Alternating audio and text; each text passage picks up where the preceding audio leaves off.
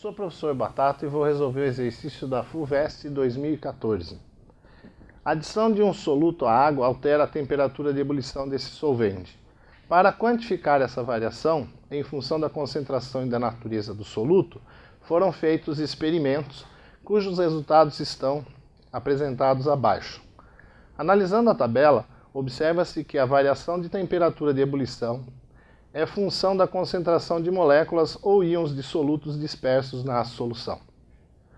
Dois novos experimentos foram realizados, adicionando-se 1 mol de sulfato de sódio a 1 litro de água, experimento A, e 1 mol de glicose a meio litro de água, experimento B.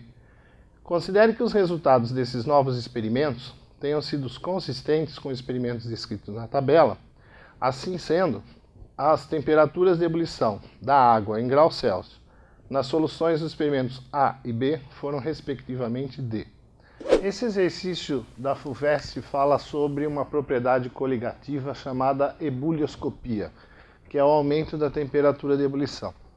Na parte em preto dessa tabela, está mostrando os diferentes solutos, volume de água e o número de mols de cada soluto, e o aumento relativo das temperaturas de ebulição. Eu acrescentei a essa tabela mais 4 colunas, 2 linhas. Por quê? Porque a propriedade ebulioscopia depende do número de partículas dissolvidas na solução. Na verdade, é da concentração dessas partículas. Então, o que eu fiz para cada uma dessas soluções? Peguei meio mol, dividi pelo volume, achei a concentração molar da solução. Multipliquei por um fator, que é o fator de Van 't Hoff. Esse fator I depende do soluto.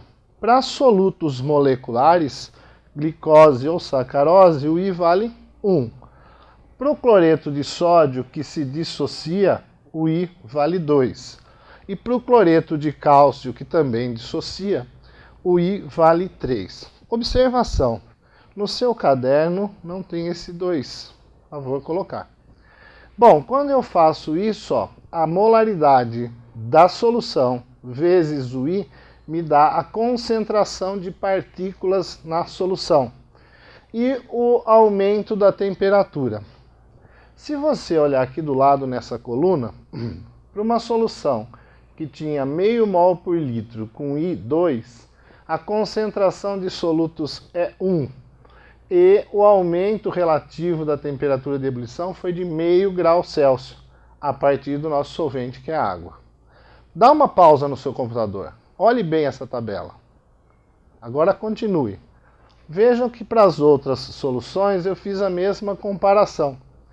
A molaridade 1, I igual a 2, concentração de partículas 2, o aumento da temperatura 1. Para todas as soluções, então eu criei aqui um parâmetro para comparar. Quando o número de partículas é meio, o aumento da temperatura de ebulição é 0,25. 1 aumenta a temperatura de ebulição em meio grau. 1,5, 0,75, 2, 1. Para as duas novas soluções que foram mostradas no exercício, eu tenho sulfato de sódio, número de mols 1, volume de água 1, concentração molar 1, I, que é o fator de Van 't Hoff, 3, e aqui o número de partículas que eu tenho dissolvidos na minha solução é 3.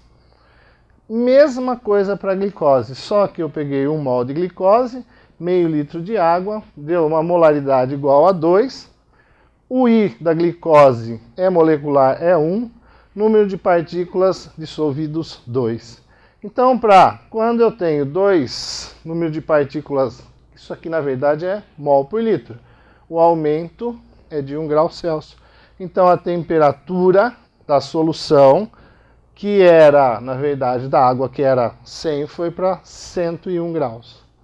No caso do sulfato de sódio, olha só, se dobrou o número de partículas dissolvidas e o aumento para 1,5 mol de partículas dissolvidas era 0,75, se dobrou aqui, vai dobrar aqui. Então houve um aumento da temperatura de ebulição de 1,5 grau. Isso nos dá, para essa questão, a resposta D. Temperatura de ebulição do sulfato de sódio 101,50 graus. Temperatura de ebulição da glicose 101 graus. Obrigado.